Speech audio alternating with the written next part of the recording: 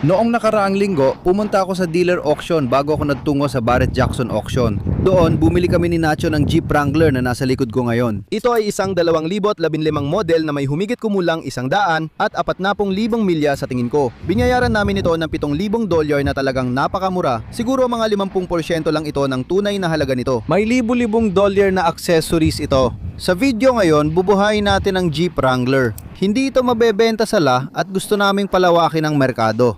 Bubuhayin natin ang Jeep Wrangler, aalisin ang mga bituin at hindi kailangan at susubukang kumita dito kung papayagan ninyo ako. Ako si Craig ng Flying Wheels. Tara na!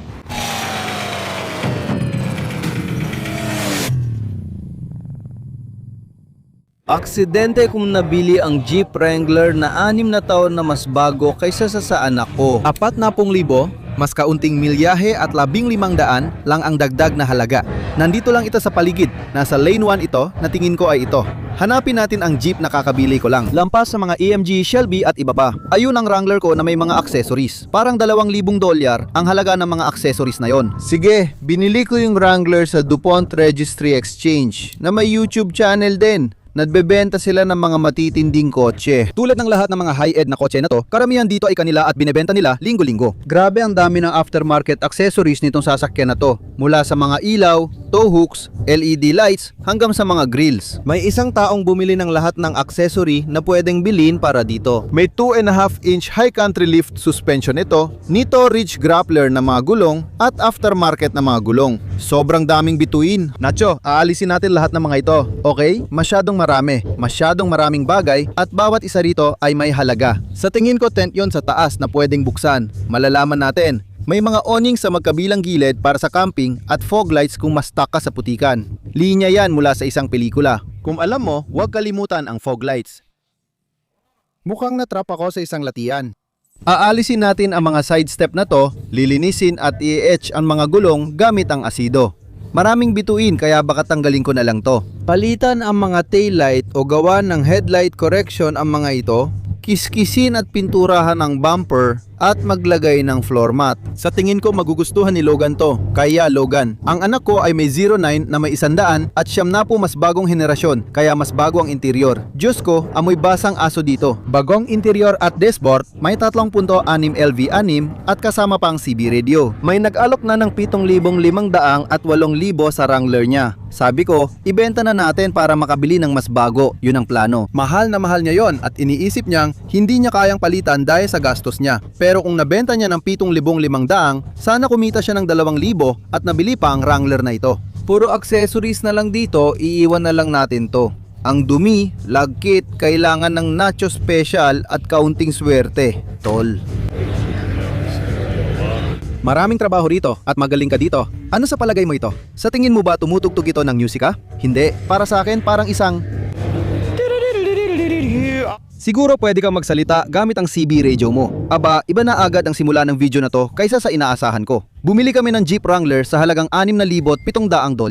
Sige, welcome sa Flying Wheels. Nasabi ko na yon. Pero nung nakaraang linggo, si Nacho at ako ay nasa dealer auction kung saan nakuha namin itong 2015 Jeep Wrangler Sport may 156,000 milya na ito. May isang taong gumastos ng malaki para sa Jeep na ito. Yung Angry Eye Grill, laging kumukupas kasi hindi pinipinturahan. Baluktot ang bumper pati ito, kaya baka tanggalin na lang. Walang winch, sayang. Pero may tow hooks at maraming sticker. Kaya Nacho, aalisin natin ang mga sticker kasi hindi maganda ang itsura nila.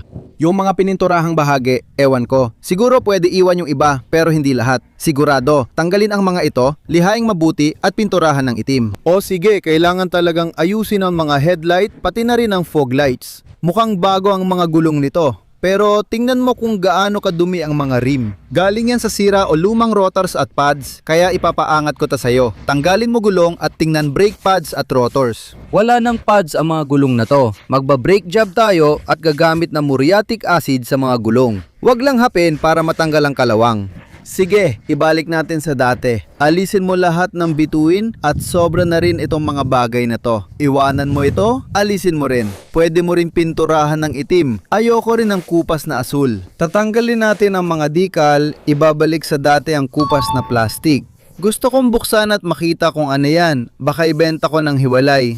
Iiwan ko na lang ang roll bar sa jeep at isasama sa pagbenta. Ayoko na itong tanggalin o ibenta ng hiwalay. Kukunan ko ng litrato na nakasara at bukas, tapos ibebenta ko ng hiwalay. Tatanggalin natin ng maayos lahat ng decal, pipinturahan ng itim, at susuriin kung gumagana pa ang mga ilaw. Kung hindi na gumagana, tatanggalin na lang. Sige.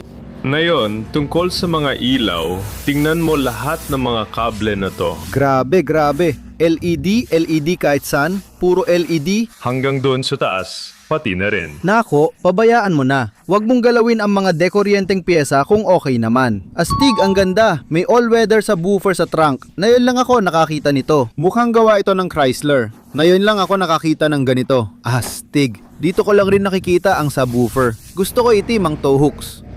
Sige, tanggalin natin lahat ng kupas na trim. Sa taillights, susubukan natin ang spray o headlight correction. Sige, iwan mo lang yung CB radio antenna dito sa gilid. May kasamang floor mats to. Oo, ang galing. Gusto ko yan. Alisin mo ang takip ng gasolina, pipinturan natin dahil kupas na. Tanggalin din ang mga decal at door handles. Mukhang nasimulan mo na ito. Alam ko na may matinding balahibo ng aso at iba pa, kaya mukhang nasimulan mo na. Mas mabuti, sigurong tanggalin na lang ang mga upuan at linisin o hugasan ng maigi. Sa tingin ko, kailangan ko talagang gawin yon kasi marami nang nagawa. Iwan mo ang mga hawakan na ito, pwede mong tanggalin ang mga hawakan na ito para hindi na natin kailanganin. Parang doble-doble kasi ang mga hawakan dito, hindi ba? At dito pa. Tanggalin mo ang mga iyon, pero iwan mo ang mga ito at alisin mo ang mga bagay na ito. Sige, hindi tayo nag-iwan ng switch sa mga hawakan at kung gagawin man natin, may totoong problema. Ano itong speaker wire? Wala akong ideya. Alisin mo. Sinusubukan ko ring alamin yan. I-zoom mo rito, tanggalin ang mga wiring. Sige, ayusin mo lang, putulin, tapalan ng tape at ibalik. Wala namang dahilan para may wiring dito. Ayos. Pagpasok mo, punta ka sa pinto ng pasahero. Ayos, may asul na aksen kahit saan. May panel ka ba para sa pinto na yon? Kahit saan. Wala, hinahanap ko rin pero wala talaga. Sige, baka lumitaw yan habang naglilinis ka o hindi. Iwan mo na lang lahat ng trim na to. Hindi sulit tanggalin at baka doble ang dikit. Iwanan mo na lang. May punit sa upuan na pwede mong tahin. Sige, tanggalin mo ang bubong at mga panel. Tapos, linisin mo sa loob. Ano to? Itapon mo na lang. Lahat may speaker wire. Di ko alam bakit. At dito rin, Alisin mo lahat. Wala namang speaker kaya di kailangan ng wire sa pinto. Kung natatanggal ang pinto, alisin mo na. Pero itong mga bagay na to, hayaan mo na lang. Ayokong galawin ang nakakabit na kable. Oo, papunta siguro yan sa CB radio. Mas okay sigurong tanggalin ang mga upuan at i-power wash lahat. Sige, linisin mo ng maayos. Tapos, titingnan natin ang mga fluid. Kaya gawin muna natin ang full detail, tapos saka natin gawin ang preno, mga fluid at mga mechanical na ayusin. Sige, yun na siguro yun. Sa ngayon, iiwan muna kita dyan. Ayos ka na. Record mo agad kung may makita kang interesante. Ayos. Kausapin mo ang camera, kausapin mo ang mga tao. Gusto kanila? Sige, kaya sabihin mo lang sa kanila kung anong ginagawa mo. Kung ayaw mong makita sa camera, ilagay mo ang camera sa harap mo at ipaliwanag mo kung anong ginagawa mo. Ayos. Sige, ang galing, mahusay. Sa Jeep Wrangler, ang panel lang driver ang unang tinatanggal. Sige, at nandito lang siya at dito. At pagkatapos, tatanggalin mo ang side mo pagkatapos, sige, at mag-degrease, tapos kuskusin at matatanggal naman ng maayos. Sige.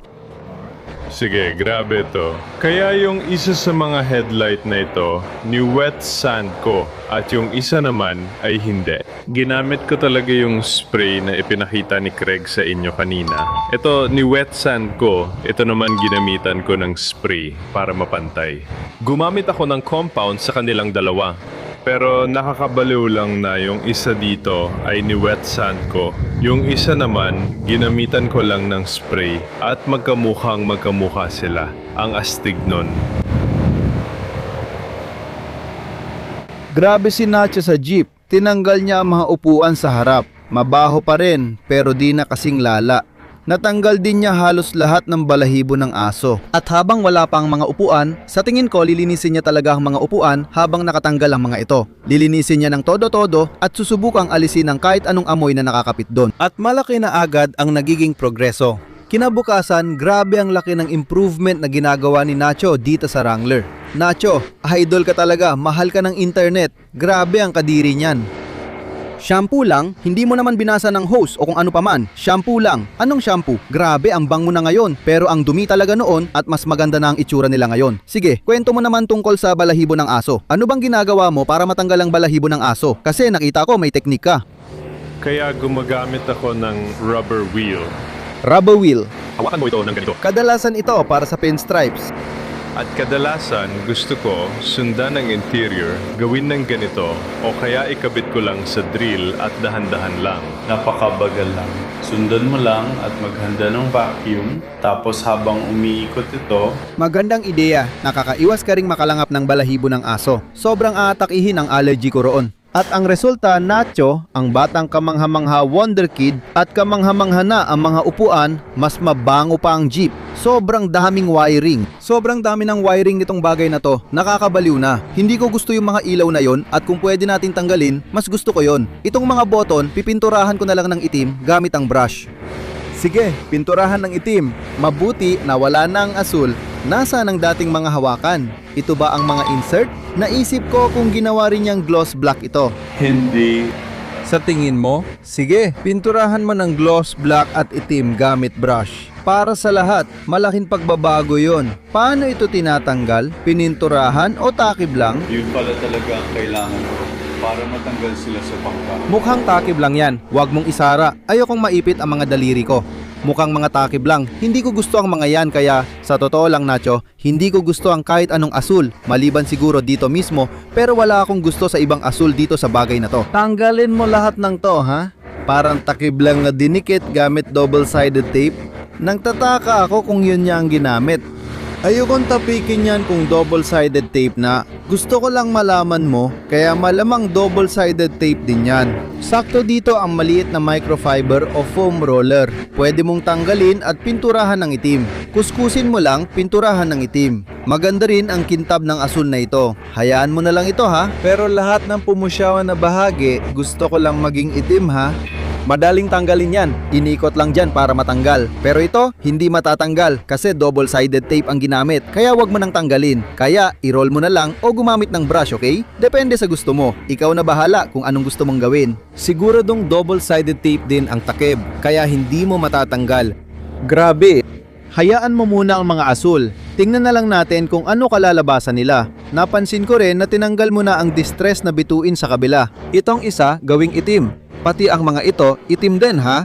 Maganda pa rin kahit walang bituin. Mas gusto ko, mas maganda talaga. Okay lang na asul kahit hindi lahat asul. Oo, pwede mong iwan yan. Ang galing mo. Tapos, iinitan natin to gamit ang torch at ibabalik sa dati sa huli, okay? Magiging itim din to. Kita mo, medyo kupas na? Pwede mo ring gawing itim yan.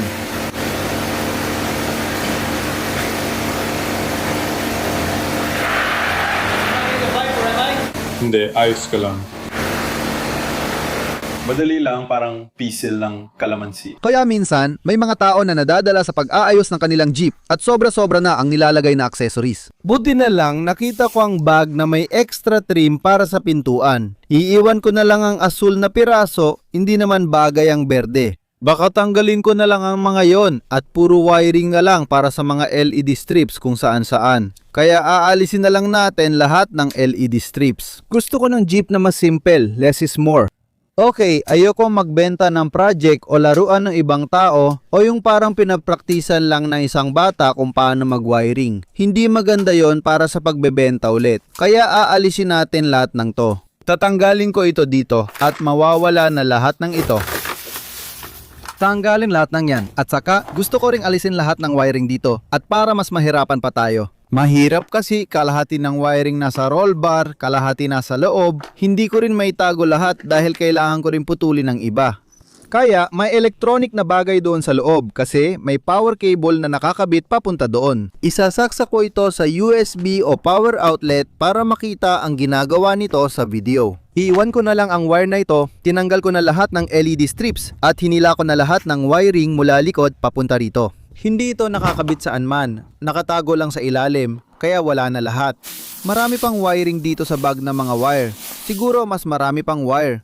Hindi talaga ako fan ng Angry Ice Grill sa Jeep Wranglers, kaya tumingin ako sa Prime. Pero wala ring mas maganda. Halos lahat ganun ang itsura, kahit yung stock, $145, $145, $146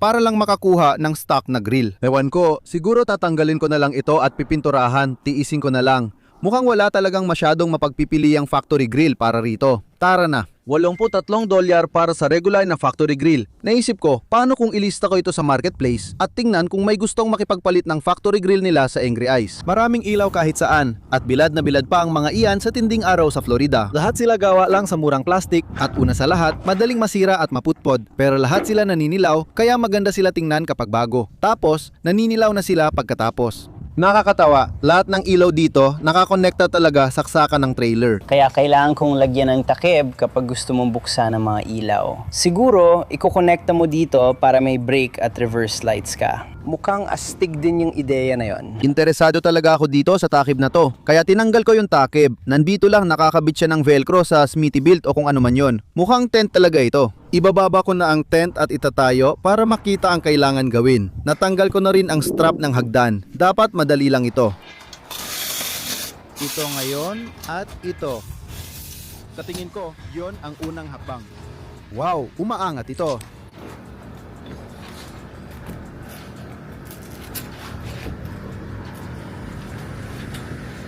Pinaharap ko ang jeep kahit walang dahilan. Ang dali lang buksan, tiklupin papunta sa'yo, hilahin pababa ang hagdan, may tent na agad. Amoy luma at amag pero may tent na tayo. Wow, ang galing sa ibabaw ng jeep.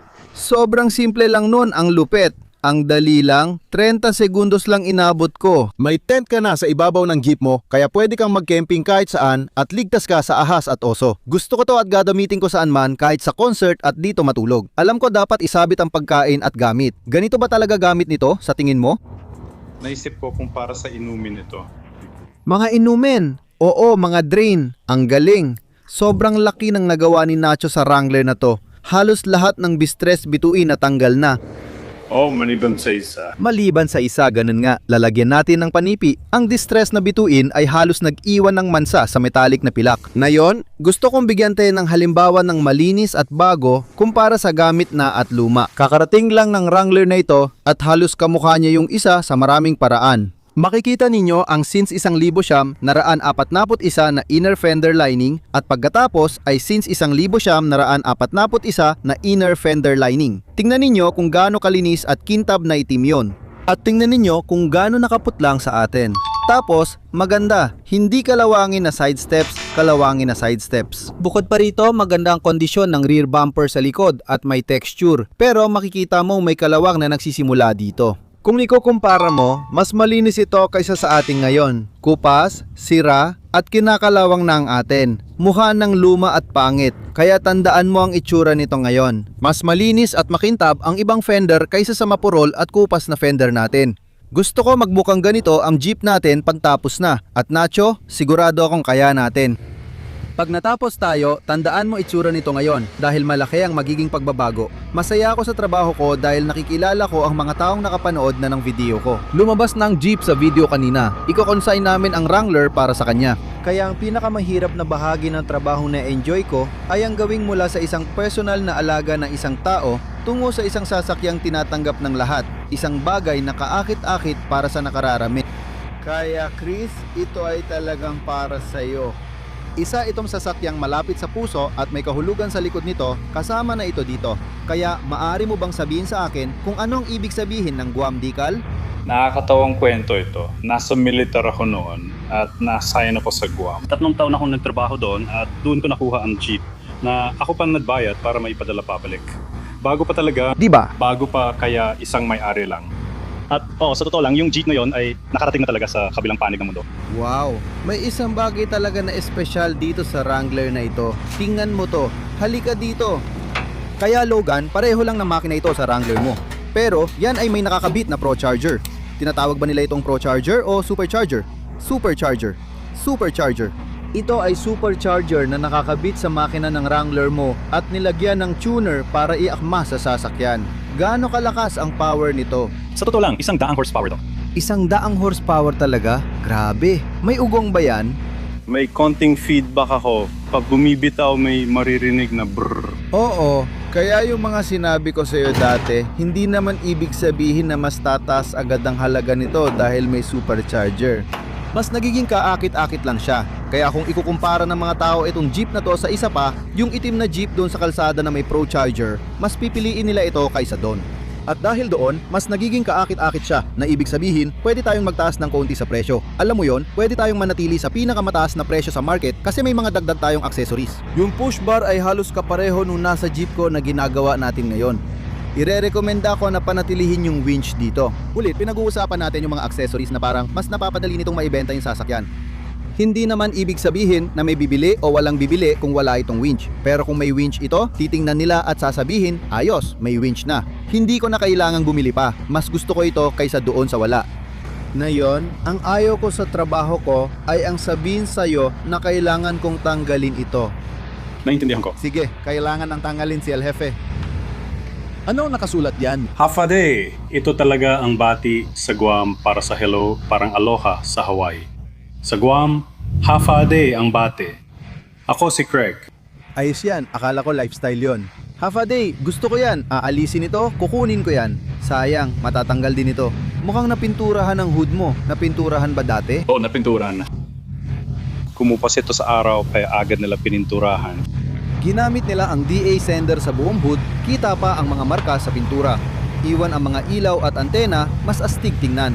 Napag-usapan na natin na pareho lang ang fender flares at wheel well inserts natin at mas maganda pa ang kondisyon ng sayo. Panatilihin kung malinis lahat ng yan, yung mga gulong mo, yung mga tires mo. Kunin mga yan. May mga rock lights din sa ilalim para sa'yo. Astig, may switch ba yan? Oo, nasa Navy ka na. Masasaktan ka ba kung alisin yon? Matatanggal din naman yan. Handa na tayo kung saan ito darating. Mula doon. Sige, walang problema. Ilalagay natin sa kabila. May dual exhaust ka. Astig to at siguradong magugustuhan ng lahat.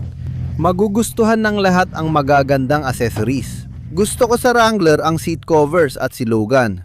Manual transmission ito. Halos hindi mo na makikita ang mga ganito na may 6-speed na transmission. Ang mga Wrangler ay ilan sa mga natitirang sasakyan na may manual transmission pa rin. Kaya may manual transmission tayo para sa naghahanap ng 6-speed. Siguradong magugustuhan nila ito. Gusto ko rin ang gauges mo, hindi sila OA. Maayos ang itsura nila at ugma sa tema. Pwede bang itira ang CB radio at hawakan? Okay lang ba sa'yo? Ayos, may computer pala dito. Astig! Yung mga accessory na gusto ng lahat, iiwan ko talaga yung lift kit at insert. Tapos, aalisin lang natin yung mga decal.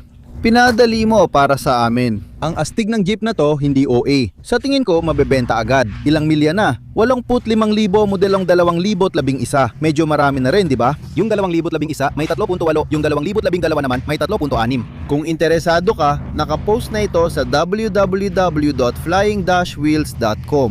Pwede rin naming ilista at ipadala kahit saan sa bansa. Kung gusto mo, pwede naming ayusin ang shipping at ipadala ito diretso sa driveway mo. Naisip ko lang na astig ito at babagay sa video ng jeep na ginagawa nating ngayon. May isa pang Wrangler na binebenta para sa nanonood ng videos natin, baka may interesado pa. May 17 pulgadang wheels ito na may 35 pulgadang gulong at 2.5 pulgadang lift kit. Mukhang mga 3.5 pulgada ang lift nito.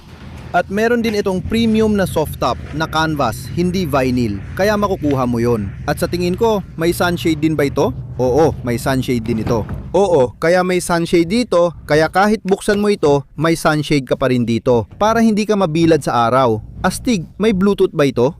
Walang Bluetooth, kaya aux cord ang gamit mo. Ang daming radio upgrades pero nagtataka ako bakit wala pang nag-sponsor ng videos natin. Tingnan nyo sa www.flyingwheels.com, may power locks at power windows ito. Sport Plus model ito at may dual exhaust tips. May Magna Flow exhaust din ito. Gustong gusto ko itong ginagawa lalo na at maraming naiinis dito. Itong mga fender, yung fender flares, yung mga plastic sa Jeep Wrangler ay kilalang kilala na madaling kumupas. Kung titingnan mo ito dito, makikita mong kumupas sa talaga lahat ng plastic na ito, hindi yung grill, kundi lahat ng plastic na ito. Pati ang door handle, ibabalik natin sa dati ang itsura gamit ang medyo kakaibang paraan, apoy.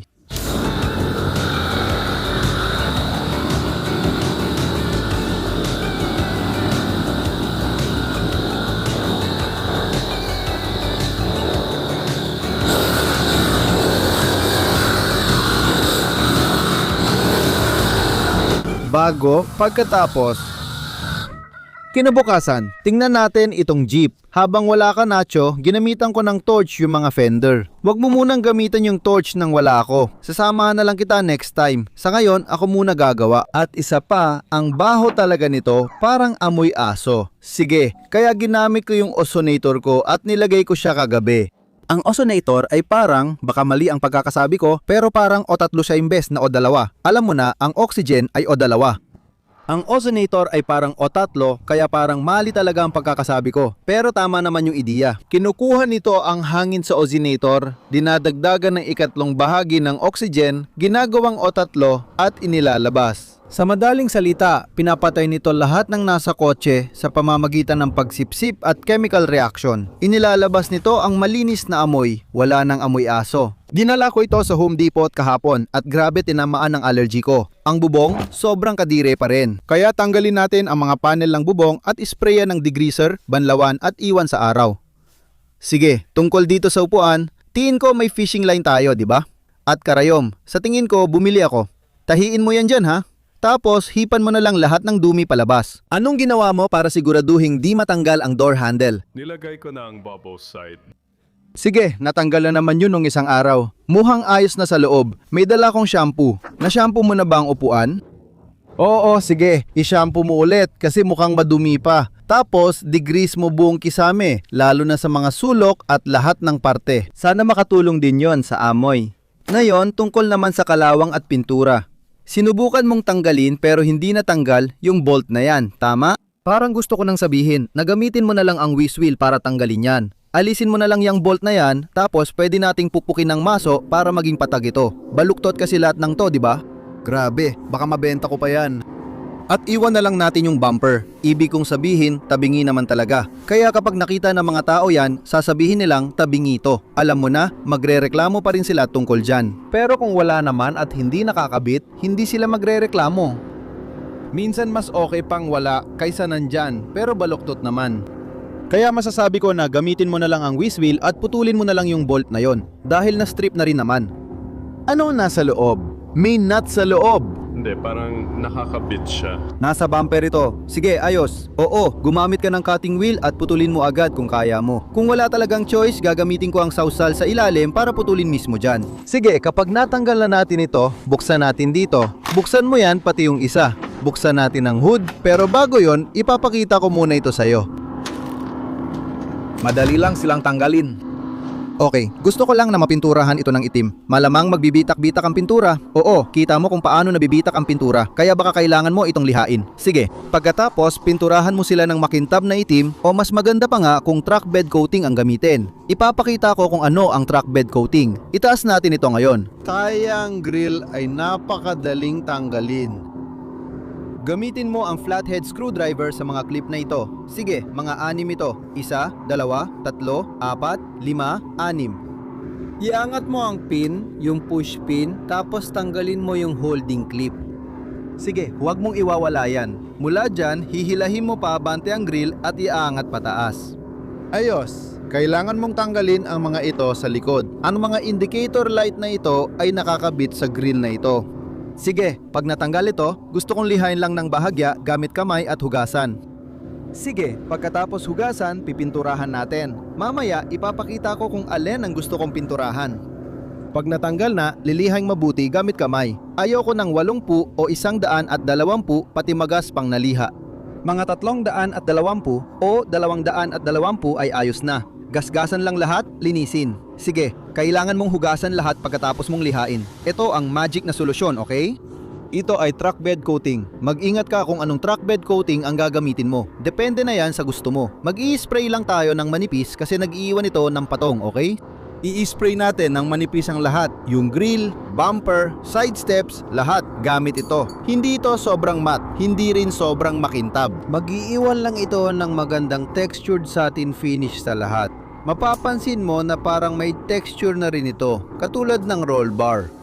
Pareho ang pakiramdam nito sa roll bar. Pwede rin gamitin sa mga fender kung gusto mo, tulad ng dati kong paglagay ng tape sa mga fender. Minsan, kapag hindi maayos ang paghahanda, nagbabalat ito sa mga fender. Maraming nagsasabi, pipinturahan ko na lang. Mas okay gumamit ng satin na pintura kaysa truck bed coating dahil nagbabalat din ang truck bed coating kalaunan. Sige, hindi muna sa fender. Sa mga fender naman tayo. Ito ay para sa bumper, grill, side steps at likurang bumper. Sige, pwede mo rin tanggalin yung clip dito sa hood, dito at dito. Tanggalin mo rin yung pushpin at rubber stopper na pang-stop. Lihanin mo sila, hugasan at pinturahan gamit ito sa isang piraso ng karton. Sige, malaki talaga ang magagawa nito sa jeep na to. Magbabago talaga ang itsura ng jeep ng malaki. Kaya nandito na ulit tayo sa jeep at sobrang gusto pa talaga yung truck bed coating. Yung texture niya, ang ganda. Tinawagan mo pa nga ako para sabihin kung gaano mo gusto yung texture. Ang ganda talaga ng itsura, gustong gusto ko. Tapos, nabuhay ulit lahat ng itim na parte. Pati yung frame, ang ganda ng itsura. At yung side steps, nilagyan mo rin, di ba? Oo. Mas maganda na pati grill ngayon. Ang ganda ng jeep. Anong gusto mong gawin dito? Kaya gagamit ako ng angle grinder. Oh, siguro magsisimula ako sa taas. Dahan-dahan ko lang bababaan hanggang sa mawala na to. Sige. Para makuha ko lahat. Oo, sa tingin ko maganda yung ideya na yan. Ang ganda ng itsura. Tapos, oo, irolyo mo yung ibabaw at pipinturahan mo yon. Ang ganda talaga. Maraming salamat. Tapos si Nacho ay, oo, ang sarap ng hangin. Malapit nang matapos ni Nacho ang jeep. Milagyan niya ng satin black cover ang door handle. Maganda ito. Anong ginawa mo sa gulong? Sinabi ko gulong kanina, pero anong ginawa mo para matanggal ang kalawang? Ginamit ko yung maganda. Natutuwa ako na naging kapaki-pakinabang yon at nagawa ang trabaho. Ayos. Handa na ba nating ibenta ito? Paano mo natanggal ang front bar? Ang taas kasi nito. Gumana ang angle grinder, kaya kinayod ko lang ang ibabaw nito. Perpekto at natanggal agad. Ayos, ngayon may jeep na ako na may 2 tuldok 5 pulgadang rough country lift kit, 35 pulgadang gulong at aftermarket wheel stent, roll bar at iba pang accessories. 8,500 dolyar. 8,500 na talagang kamangha-mangha. Mga 3 hanggang 4,000 dolyar ang ginasto sa accessories ng jeep na ito. Tapos na ito at ibang-iba na ito kumpara noong binili namin. Marami kaming tinanggal, pero may mga itinira pa rin para maging personal at kakaiba ang dating. Ngayon, inilista ko na online ang tent at ang rack. Wala pa akong natatanggap na alok o mensahe, kaya baka isama ko na lang ito sa pagbenta ng jeep kung tataas ang halaga nito at mas magiging kaakit-akit ito sa bibili. Pero sa totoo lang, mas gusto ko, ewan ko, nagkakahalaga ba ito ng 500 dolyar o mas mabuting tanggalin ko na lang at itago para sa 500 dolyar? Hindi talaga ako sigurado. Pero nawala na ang mga bituin at karamihan ng asul ay naging itim. Kaya naglagay kami ng truck bed coating sa bumper at grill. Tinanggal namin lahat ng bituin maliban dito dahil dikit na. Sa tingin ko, okay lang naman. Pininturahan ng itim lahat ng asul sa jeep at binuhay ulit ng itim dito. Nag-iwan ako ng asul na accent para tumingkad, pero pinalitan at pininturahan ng itim ang mga asul na door handle at may kaunting asul pa dito. Siguro dapat tanggalin ko, pero iniwan na lang namin. Nilinis din namin ng shampoo ang mga upuan. Nilagyan namin ng deodorizer, tinanggal ang balahibo ng aso at pininturahan pati ang dating maduming mga door handle. Kaya pininturahan namin ang mga iyon ng itim pati na rin ang mga hakbangan. Sa mga gulong, gumamit kami ng acid wash at naging maganda naman ang kinalabasan. Bagong ridge grappler ang mga gulong nito. Ang roof rack ay halos 2,000 dolyar na accessory. Malinis na rin ang aftermarket bumper. Ginawa namin ang makakaya sa taillight bagamat di perpekto. Aftermarket taillight ito na mura, pero mas maganda na ngayon ang itsura. Inayos din namin ang parting ito. Mas maganda na ang itsura ng mga mud flap na ito at natanggal din ang maraming wiring at kalat, pati na rin ang mga accessories at kung ano-anong kalokohan sa jeep at nilinis din namin ang bubong.